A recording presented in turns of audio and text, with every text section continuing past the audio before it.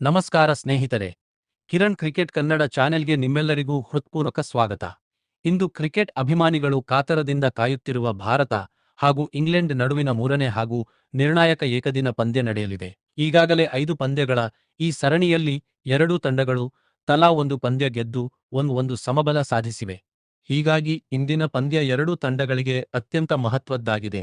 ಈ ಪಂದ್ಯದಲ್ಲಿ ಗೆಲ್ಲುವ ತಂಡ ಸರಣಿಯಲ್ಲಿ ಮುನ್ನಡೆ ಸಾಧಿಸಿ ಟ್ರೋಫಿಯತ್ತ ದೊಡ್ಡ ಹೆಜ್ಜೆ ಇಡಲಿದೆ. ಭಾರತ ತಂಡ ಮೊದಲ ಪಂದ್ಯದಲ್ಲಿ ಅದ್ಭುತ ಪ್ರದರ್ಶನ ನೀಡಿ ಇಂಗ್ಲೆಂಡ್ ವಿರುದ್ಧ ಭರ್ಜರಿ ಗೆಲುವು ದಾಖಲಿಸಿತ್ತು. ನಾಯಕ ರೋಹಿತ್ ಶರ್ಮಾ ತಂಡವನ್ನು ಉತ್ತಮ ರೀತಿಯಲ್ಲಿ ಮುನ್ನಡೆಸಿದರೆ, ಬ್ಯಾಟಿಂಗ್ ಹಾಗೂ ಬೌಲಿಂಗ್ ಎರಡೂ ವಿಭಾಗಗಳು ಉತ್ತಮ ಪ್ರದರ್ಶನ ನೀಡಿದ್ದವು. ಆದರೆ ಎರಡನೇ ಪಂದ್ಯದಲ್ಲಿ ಭಾರತ ತನ್ನ ಲಯವನ್ನು ಕಳೆದುಕೊಂಡಿತು. ಪ್ರಮುಖ ಬ್ಯಾಟರ್ಗಳು ನಿರೀಕ್ಷಿತ ಪ್ರದರ್ಶನ ನೀಡಲಿಲ್ಲ. ಮಧ್ಯಮ ಕ್ರಮಾಂಕದ ವೈಫಲ್ಯದಿಂದ ಭಾರತ ಕಡಿಮೆ ಮೊತ್ತಕ್ಕೆ ಸೀಮಿತವಾಯಿತು. ಇಂಗ್ಲೆಂಡ್ ತಂಡ ಎರಡನೇ ಪಂದ್ಯದಲ್ಲಿ ಅತ್ಯುತ್ತಮ ಆಟವಾಡಿತು. ಅನುಭವಿ ಬ್ಯಾಟರ್ ಜೋ ರೂಟ್ ಮತ್ತೊಮ್ಮೆ ತನ್ನ ಕ್ಲಾಸ್ ತೋರಿಸಿ ಅಮೂಲ್ಯ ಇನ್ನಿಂಗ್ಸ್ ಆಡಿದರು.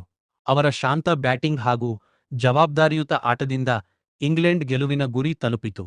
ಇಂಗ್ಲೆಂಡ್ ಬೌಲರ್ಗಳು ಭಾರತದ ಬ್ಯಾಟಿಂಗ್ ಮೇಲೆ ಆರಂಭದಿಂದಲೇ ಒತ್ತಡ ಹೇರಿದರು.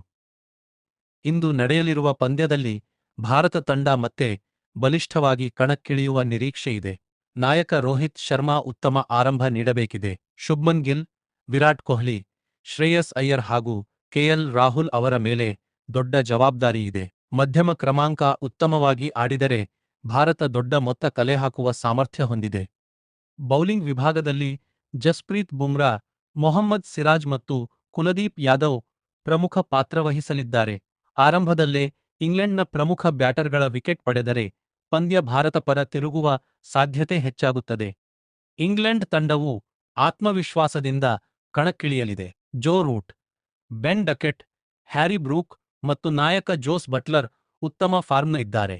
ಇವರನ್ನು ಬೇಗನೆ ಔಟ್ ಮಾಡುವುದು ಭಾರತಕ್ಕೆ ದೊಡ್ಡ ಸವಾಲಾಗಲಿದೆ. ಪಂದ್ಯ ನಡೆಯುವ ಮೈದಾನದ ಪಿಚ್ ಆರಂಭದಲ್ಲಿ ವೇಗ ಬೌಲರ್ಗಳಿಗೆ ನೆರವಾಗುವ ಸಾಧ್ಯತೆಯಿದೆ. ನಂತರ ಬ್ಯಾಟಿಂಗ್ ಸುಲಭವಾಗಬಹುದು. ಆದ್ದರಿಂದ ಟಾಸ್ ಕೂಡ ಮಹತ್ವದ ಪಾತ್ರ ವಹಿಸಬಹುದು. ಟಾಸ್ ಗೆಲ್ಲುವ ತಂಡ ಪರಿಸ್ಥಿತಿಯನ್ನು ನೋಡಿ ಮೊದಲು ಬೌಲಿಂಗ್ ಅಥವಾ ಬ್ಯಾಟಿಂಗ್ ಆಯ್ಕೆ ಮಾಡಬಹುದು.